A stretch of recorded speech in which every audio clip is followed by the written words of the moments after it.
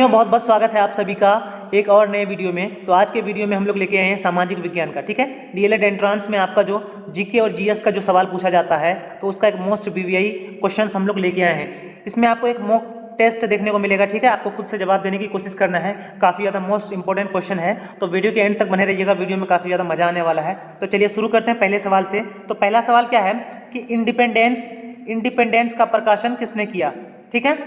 Annie Besant, Motilal Nehru, Gandhi ji या Martin Luther.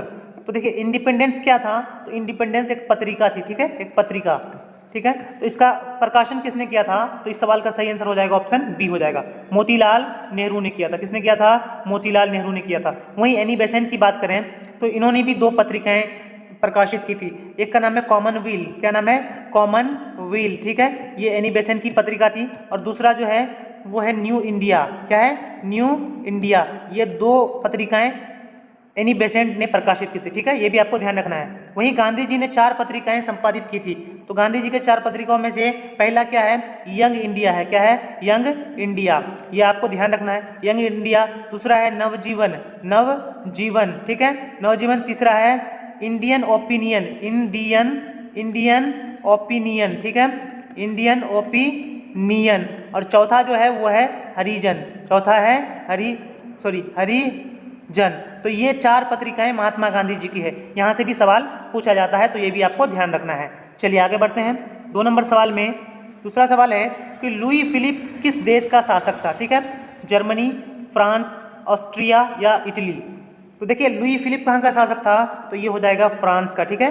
France की जो क्रांति हुई थी तो उसी समय लुई फिलिप वहाँ का शासक था, ठीक है।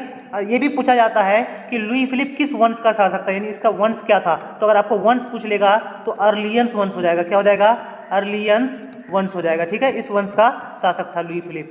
चलिए आगे बढ़ते हैं। आप लोग वीडियो को लाइक नहीं करते हैं, वीडियो को लाइक कर दीजिएगा, ठीक है, अगर वीडियो पसंद आ रही है तो देखिए तीसरा सवाल है अंतर्राष्ट्रीय महिला दिवस की घोषणा कब की गई, 1975, 1978, 1980 या 1985। तो आप लोग खुद से जवाब देने की कोशिश कीजिएगा। तो देखिए अंतर्राष्ट्रीय महिला दिवस की घोषणा कब की गई थी, 1975 ईस्वी में की गई थी, ठीक है, 1975 ईस्वी में। वहीं बात कर लेते हैं कि महिला दिवस जो है ये मतलब मनाना क्यों शुरू किया गया। तो देखिए एक रूस की क्रांति हुई थी, और रूस में 1917 में बोल्शेविक क्रांति हुई थी, ठीक है। और इसी बोल्शेविक क्रांति के दौरान रूस की महिलाओं ने क्या किया था, रोटी और शांति का नारा दिया था, ठीक है, रोटी और शांति का नारा दिया था, ठीक है। और उस दिन क्या था, उस दिन यानी जिस दिन नारा दिया था इन लोगों ने, उस दिन क्या था, 8 मार्च था। तो इसलिए हर साल 8 मार्च को अंतर्राष्ट्रीय महिला दिवस मनाने की घोषणा की गई। कब किया गया, तो 1975 ईस्वी में किया गया, ठीक है। आपको पता भी होगा कि 8 मार्च को हर साल अंतर्राष्ट्रीय महिला दिवस मनाया जाता है, ठीक है। इसकी घोषणा किसने की थी, तो संयुक्त राष्ट्र ने की थी, संयुक्त राष्ट्र, ठीक है। चलिए आगे बढ़ते हैं। 4 नंबर सवाल है कि भारत विश्व व्यापार संगठन का सदस्य कब बना, 1995, 1996, 1998 या 1999। तो देखिए विश्व व्यापार संगठन का सदस्य भारत कब बना, तो हो जाएगा सही आंसर 1995 में बना था, ठीक है। वहीं बात कर लेते हैं विश्व व्यापार संगठन की स्थापना कब हुई थी, वो भी 1995 में हुई थी। तब से लेकर के भारत जो है इसका सदस्य है, ठीक है। और वहीं बात कर लेते हैं कि विश्व व्यापार संगठन का मुख्यालय कहाँ है। ये भी आपको सवाल पूछा जाता है कि इसका मुख्यालय कहाँ है, तो मुख्यालय है जेनेवा में। कहाँ पे है, जेनेवा में है, स्विट्जरलैंड, ठीक है। वहीं आपको पूछ सकता है कि विश्व व्यापार संगठन में कुल कितने देश शामिल हैं, तो आपको यहाँ पे कितना हो जाएगा, 164 देश शामिल है। कितने देश शामिल हैं, 164 देश शामिल है, ठीक है। चलिए आगे बढ़ते हैं। अगला सवाल है 5 नंबर में। 5 नंबर में सवाल है कि निम्न में किस बैंक की स्थापना सबसे पहले हुई, ठीक है, किस बैंक की, पंजाब नेशनल बैंक या सेंट्रल बैंक ऑफ इंडिया या बैंक ऑफ इंडिया या इंडियन बैंक। तो चलिए बताइए क्या हो जाएगा।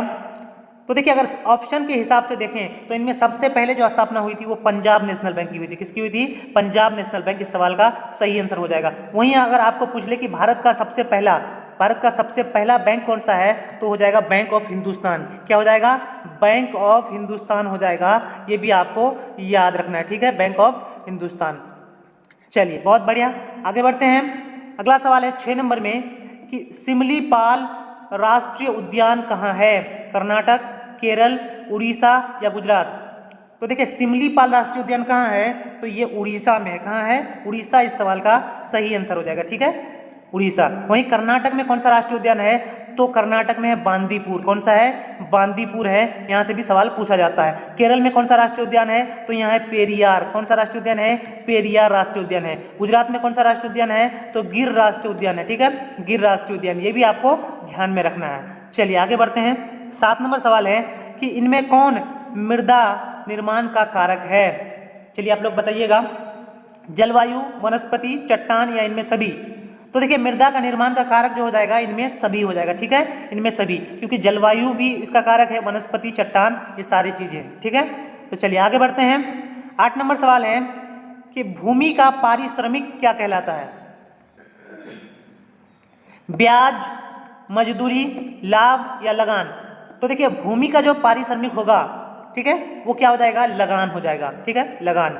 वहीं आपको पूछ सकता है कि श्रम का पारिश्रमिक क्या है। श्रम मतलब होता है मेहनत, तो मेहनत का जो पारिश्रमिक होता है वो क्या होता है, वो मजदूरी होता है। ठीक है, मजदूरी होता है, ये भी आपको याद रखना है।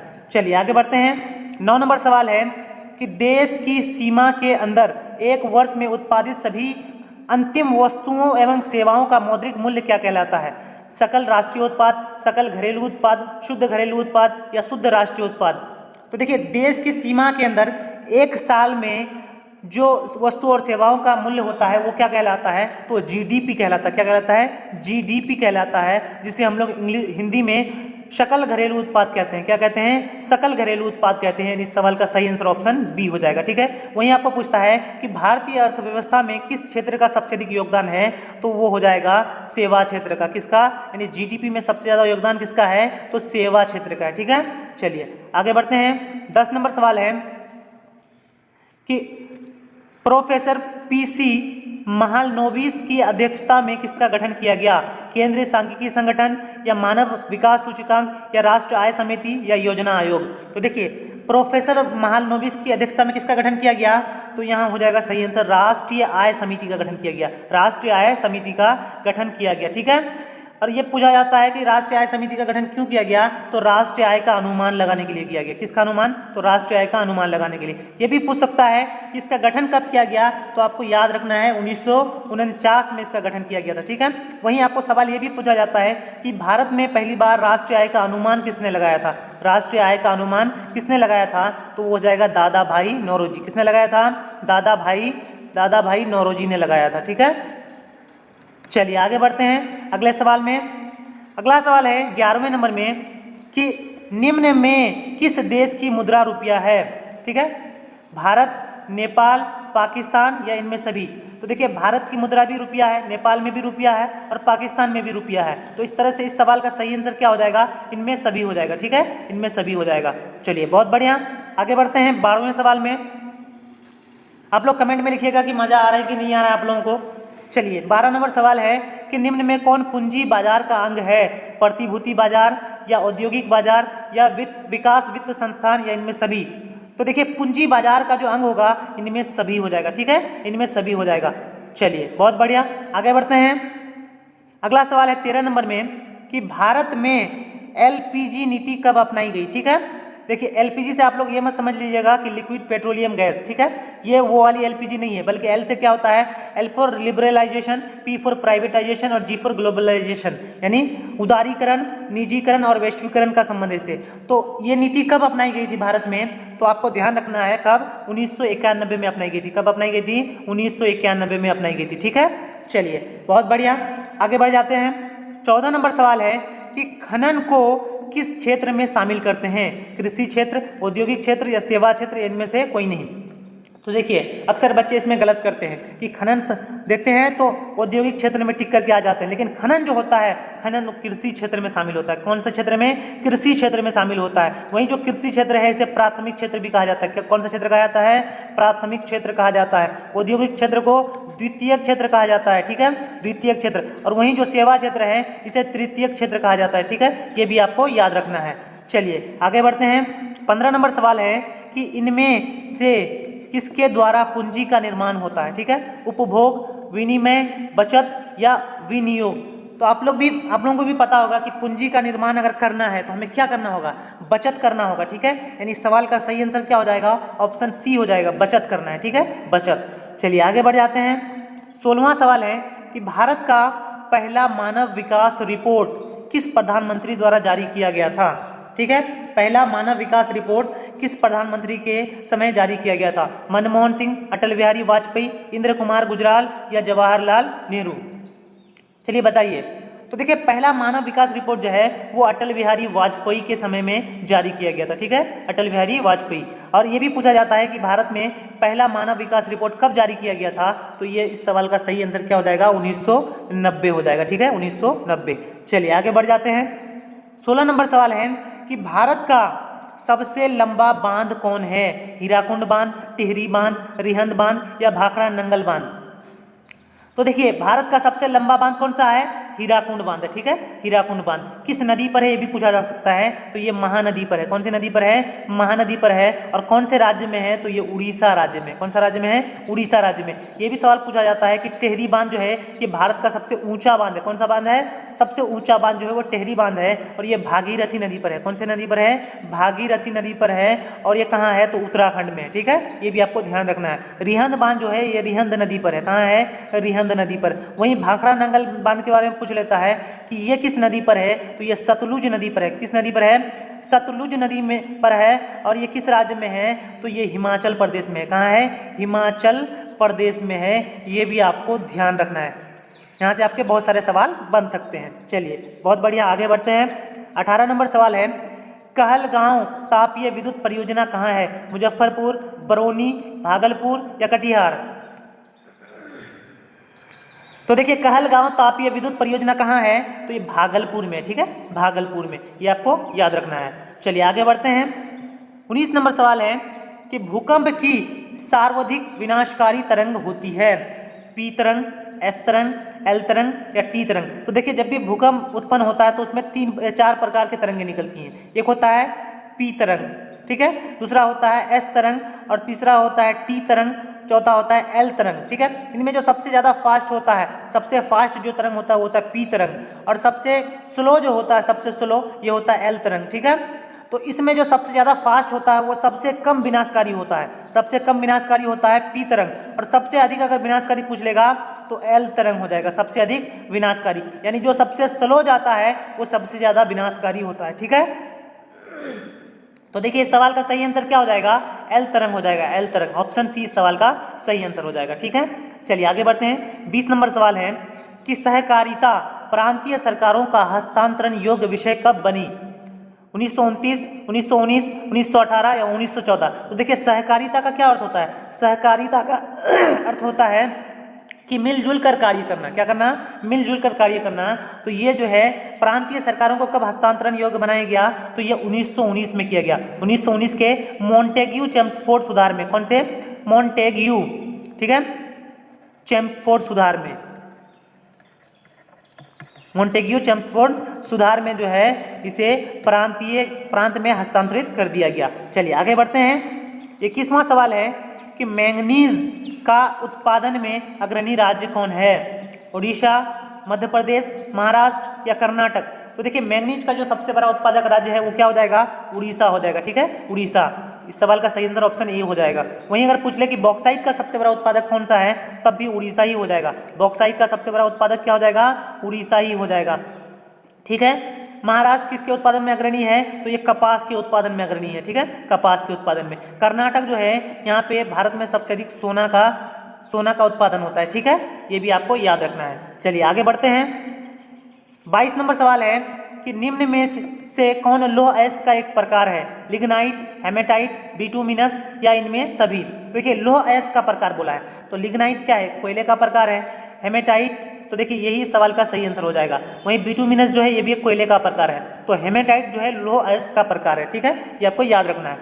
लौह अयस्क 4 प्रकार के होते हैं। एक होता है हेमेटाइट, दूसरा होता है मैग्नेटाइट, ठीक है, मैग्नेटाइट, और दूसरा फिर होता है सेडेराइट। क्या होता है? सेडेराइट। और चौथा होता है लिमोनाइट। क्या होता है? लिमोनाइट। तो यहाँ से आपको कोई भी पूछ सकता है, आपको सारा का सारा याद रखना है। ठीक है, चलिए आगे बढ़ते हैं। 23 नंबर सवाल है कि भाखड़ा नंगल परियोजना किस नदी पर बनी है? महानदी, सतलज नदी, गोदावरी या कृष्णा? तो आप लोगों को पहले ही बताया गया कि भाखड़ा नंगल परियोजना जो है वो किस नदी पर है, तो ये सतलज नदी पर है। किस नदी पर है? सतलज नदी पर है। और किस राज्य में है? तो हिमाचल प्रदेश में। कहाँ है? हिमाचल प्रदेश में है। यहाँ से भी आपको सवाल पूछ सकता है। ठीक है, चलिए बहुत बढ़िया। 24 नंबर सवाल को देखते हैं। निम्न में से कौन भारत का पहला स्वदेशी प्रयास से बना परमाणु विद्युत केंद्र है? ठीक है, स्वदेशी प्रयास से बोला गया है। ठीक है, क्या हो जाएगा? राणा प्रताप सागर, या नरोड़ा परमाणु विद्युत केंद्र, या तारापुर परमाणु विद्युत केंद्र, या कल्पक्कम परमाणु विद्युत केंद्र। तो देखिए, स्वदेशी प्रयास से अगर बोला है तो इस सवाल का सही आंसर क्या हो जाएगा? कल्पक्कम परमाणु विद्युत केंद्र हो जाएगा। ठीक है, कल्पक्कम परमाणु विद्युत केंद्र। और ये किस राज्य में है? तो ये है तमिलनाडु राज्य में। कहाँ है? तमिलनाडु राज्य में है। ये भी आपको पूछा जा सकता है। ठीक है, वहीं अगर बात करते हैं कि भारत का सबसे पहला परमाणु विद्युत गृह कौन सा है, तो वो है तारापुर। भारत का सबसे पहला है तारापुर। ठीक है, ये भी आपको पूछा जा सकता है। वहीं नरोड़ा जो परमाणु विद्युत केंद्र है ये कहाँ है, तो ये उत्तर प्रदेश में है। कहाँ है? उत्तर प्रदेश में है। यहाँ से भी आपको सवाल पूछा जाता है। चलिए 25 नंबर सवाल को देख लीजिए, क्या है? हिमाचल प्रदेश के मणिकरण में किस प्रकार का ऊर्जा संयंत्र है? ठीक है, ये भी सवाल पूछा जा सकता है कि हिमाचल प्रदेश में कौन सा ऊर्जा संयंत्र है, तो आपको याद रखना है मणिकरण। कौन सा है? मणिकरण है। ठीक है, तो ये किस प्रकार का ऊर्जा संयंत्र है? तो देखिए, हिमाचल प्रदेश क्या है? पहाड़ी इलाका है, और पहाड़ी इलाके में क्या होता है? तो भूतापीय ऊर्जा। ठीक है, यानी सवाल का सही आंसर क्या हो जाएगा? ऑप्शन बी हो जाएगा, भूतापीय ऊर्जा हो जाएगा। चलिए बहुत बढ़िया, चलते हैं आगे। अगला सवाल है 26 नंबर में कि ब्रिटेन के सहयोग से कहाँ लौह इस्पात उद्योग बनाया गया? बोकारो, राउरकेला, सेलम, या दुर्गापुर। तो देखिए, अगर ब्रिटेन के सहयोग से बोला है तो क्या हो जाएगा? दुर्गापुर हो जाएगा। ठीक है, दुर्गापुर जो है ये ब्रिटेन के सहयोग से स्थापित किया गया था। वहीं जो बोकारो है, बोकारो की स्थापना किसके द्वारा की गई थी? तो सोवियत संघ यानी रूस के द्वारा बोकारो की स्थापना की गई थी। वहीं जो राउरकेला है, राउरकेला जर्मनी के सहयोग से स्थापित किया गया था। किसके सहयोग से? जर्मनी के सहयोग से। ये सारा आपको याद रखना है। चलिए आगे बढ़ते हैं। 27 नंबर सवाल है कि निम्न में कौन क्षेत्रीय पार्टी है? लोक जनशक्ति पार्टी, बहुजन समाज पार्टी, या झारखंड मुक्ति मोर्चा, या भारतीय जनता पार्टी। तो देखिए, सबसे पहले आप राष्ट्रीय पार्टी को जान लीजिए कि राष्ट्रीय पार्टी कितने हैं। तो 6 राष्ट्रीय पार्टी कितने हैं? 6 हैं। एक है कांग्रेस। ठीक है, कांग्रेस है भारतीय राष्ट्रीय कांग्रेस। दूसरा है बीजेपी यानी कि भारतीय जनता पार्टी। तीसरा है आम आदमी पार्टी। ठीक है, चौथा है बहुजन समाज पार्टी, बहुजन समाज पार्टी। पांचवा है भारतीय कम्युनिस्ट पार्टी, कम्युनिस्ट पार्टी। और जो छठा है वो है national people's party, people's party. ठीक है, तो ये जो 6 हैं ये राष्ट्रीय पार्टी हैं। इनके अलावा जो होगा वो सारा क्षेत्रीय पार्टी में आएगा। तो आप लोग देख सकते हैं, पहला है लोक जनशक्ति पार्टी, ये भी है। ठीक है, बहुजन समाज पार्टी, भारतीय जनता पार्टी। तो इस सवाल का सही आंसर क्या हो जाएगा? झारखंड मुक्ति मोर्चा हो जाएगा। ठीक है, झारखंड मुक्ति मोर्चा इस सवाल का सही आंसर हो जाएगा। चलिए आगे बढ़ते हैं। 28 नंबर सवाल है कि बंगला किस राजनीतिक दल का चुनाव चिन्ह है? ठीक है, बंगला देखिए ऐसा वाला चुनाव चिन्ह किस राजनीतिक दल का है? ठीक है, तो क्या हो जाएगा? समाजवादी पार्टी, राष्ट्रीय जनता दल, या लोक जनशक्ति पार्टी, या भारतीय कम्युनिस्ट पार्टी। तो क्या हो जाएगा? लोक जनशक्ति पार्टी हो जाएगा। ठीक है, यानी ऑप्शन सी इस सवाल का सही आंसर हो जाएगा। वहीं समाजवादी पार्टी का चुनाव चिन्ह क्या है? तो साइकिल है। क्या है? साइकिल है। ठीक है, ये भी आपको ध्यान रखना है। चलिए आगे बढ़ते हैं। अगला सवाल है 29 नंबर में कि नर्मदा घाटी परियोजना किन राज्यों से संबंधित है? उत्तर प्रदेश, बिहार, या मध्य प्रदेश। तो देखिए, बिहार से तो ये संबंधित नहीं है। तमिलनाडु, केरल, कर्नाटक ये दक्षिणी राज्य हो गया, यहाँ से भी संबंधित नहीं है। पश्चिम बंगाल, उत्तर प्रदेश, पंजाब। तो पश्चिम बंगाल में भी नर्मदा घाटी नहीं है। तो इस सवाल का सही आंसर क्या हो जाएगा? गुजरात, महाराष्ट्र और मध्य प्रदेश, यानी यही जो है यही नर्मदा घाटी परियोजना से संबंधित है। ठीक है, वहीं आपको पूछ लेता है कि नर्मदा बचाओ आंदोलन किसने किया था? तो मेधा पाटेकर ने किया था। किसने किया था? मेधा पाटेकर ने किया था। ये भी सवाल पूछा जाता है, ये भी आपको याद रखना है। ठीक है, चलिए आगे बढ़ते हैं। इस सेशन का अंतिम सवाल है 30 नंबर सवाल। क्या पूछा है कि निम्न में से कौन भारतीय किसान यूनियन के प्रमुख नेता थे? जयप्रकाश नारायण, चौधरी चरण सिंह, महेंद्र सिंह टिकैत, या मोरारजी देसाई। तो देखिए, भारतीय किसान यूनियन के प्रमुख नेता कौन थे? तो महेंद्र सिंह टिकैत थे। ठीक है, महेंद्र सिंह टिकैत। अगला यहाँ पे जयप्रकाश नारायण है, तो जयप्रकाश नारायण का दूसरा नाम क्या है? इनका दूसरा नाम है लोकनायक। इन्हें लोकनायक भी कहा जाता है, जयप्रकाश नारायण को। इन्होंने 1974 के बिहार छात्र आंदोलन का नेतृत्व किया था। ये भी सवाल पूछा जाता है। ठीक है, तो दोस्तों आज के वीडियो में हम लोगों ने कुल 30 सवाल को देखा, और 30 में से आपने कितने को हल कर पाया खुद से, ये आप हमें अपने कमेंट बॉक्स में जरूर बताइएगा, ठीक है। और इसी तरह की वीडियोज़ और भी चैनल में बहुत सारी डली हुई हैं, आप उन्हें भी देखिए, आपकी तैयारी को आप सुदृढ़ कीजिए। और भी वीडियोज़ आते रहेंगी तो चैनल के साथ जुड़े रहिए, सब्सक्राइब कर लीजिए, वीडियो को लाइक कर दीजिए। मिलते हैं अगले वीडियो में, तब तक के लिए जय हिंद, जय भारत।